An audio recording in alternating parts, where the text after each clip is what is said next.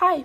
So we've spent a lot of time talking about the Pythagorean theorem, and we know that it only relates to right triangles, and we know that we can use it to find the missing side length of a triangle when we know two of the other sides. But what's really fancy about this Pythagorean theorem is that if we do the converse or the opposite, and if we think about the inequalities that lie within it, we can actually use the Pythagorean theorem to decide if side lengths even make a triangle, and if they do, what kind of triangle they are. So that's going to be our goal today. This video is probably going to be a little bit wordy. So if it's easier for you to just look at the notes and learn it from that, then be my guest, but you have this as well, all right? So one of the first things that we're looking at is how to tell if it's even a triangle.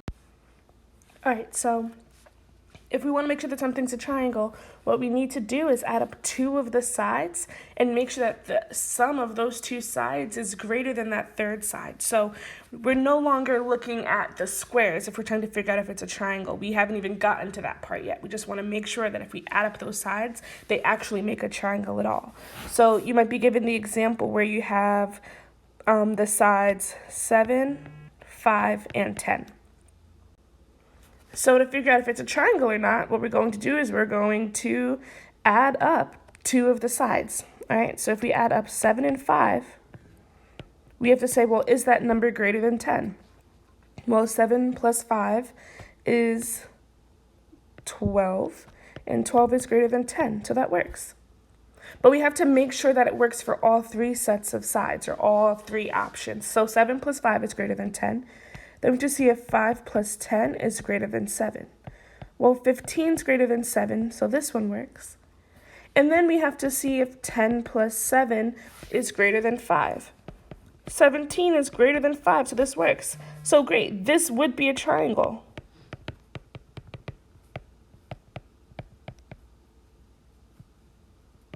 Our next step would just be trying to figure out, well, what kind of triangle is it? But before we get there, we're going to try another example, all right? So that's 7, 5, and 10.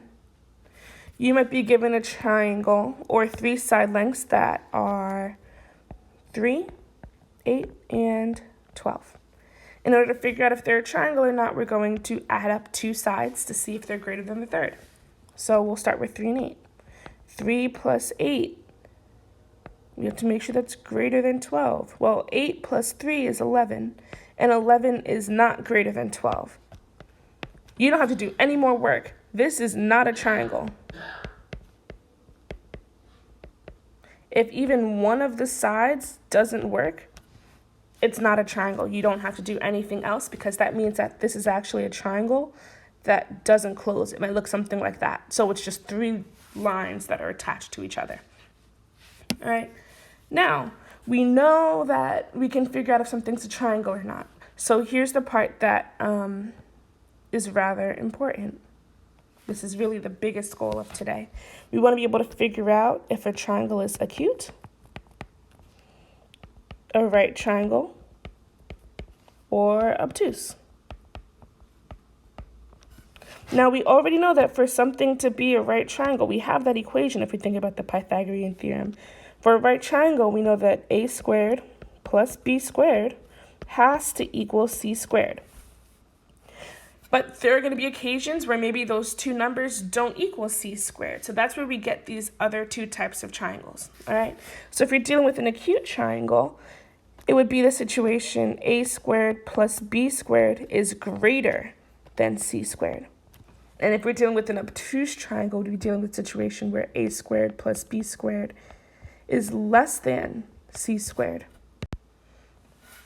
So using these three equations, these two inequalities in one equation, we'll be able to figure out if any given side lengths, whether or not they're a triangle. So with that first example that we just did, we had 7, 5, and 10, right? So we want to figure out what kind of triangle it is.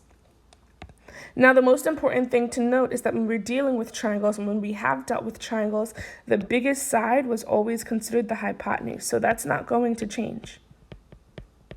Your biggest side is the hypotenuse. So we'll say, all right, we have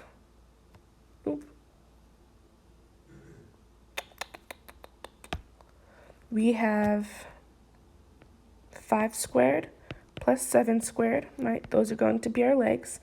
And then we have 10 squared. We need to figure out what's going on, how they relate to each other, so that we can figure out if it's an accurate, what kind of triangle it is, right? So 5 squared is 25, 7 squared is 49, and 10 squared is 100, right? 25 plus 49 is the same thing as 24 plus 50. So that's 74 and 100. Now 74 is less than 100, or 100, right? C squared is greater than 74. So we can look at our rules at the top, and we can say, oh, okay, and this is going to be an obtuse triangle. Just because that hypotenuse is bigger than the other two sides. The area of that hypotenuse is bigger than the area of the other two sides. All right, so now we're in another situation. We want to be able to figure out whether or not the side lengths 7, 8, and 9 make a right triangle, an acute triangle, or an obtuse triangle. So like I said prior, because we don't know what it's going to look like, we're going to assume that 9 is the hypotenuse. All right, since it's the biggest number.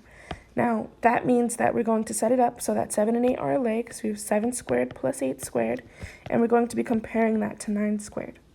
So we have 49 plus 64, and we're comparing that to 81. 49 plus 64 is 113. And we already know that we need to compare that to 81. So 113 is greater than 81. It's greater than the hypotenuse. So we know that it's going to be an acute triangle.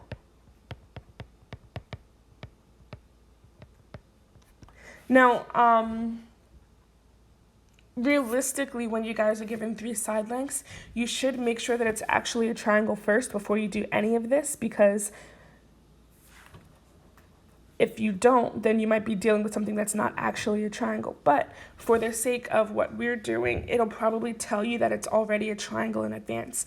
But don't think that you shouldn't be looking for whether or not it's a triangle before you start, because you could do this with any set of numbers and say, oh, well, it's going to be an acute triangle because these are greater. Oh, it's going to be an obtuse triangle because the hypotenuse is greater. But if those sides never match up, it's not going to be a triangle at all. So do keep that in mind. I'm just going to do one more example so that I can set you guys free with the stuff for today.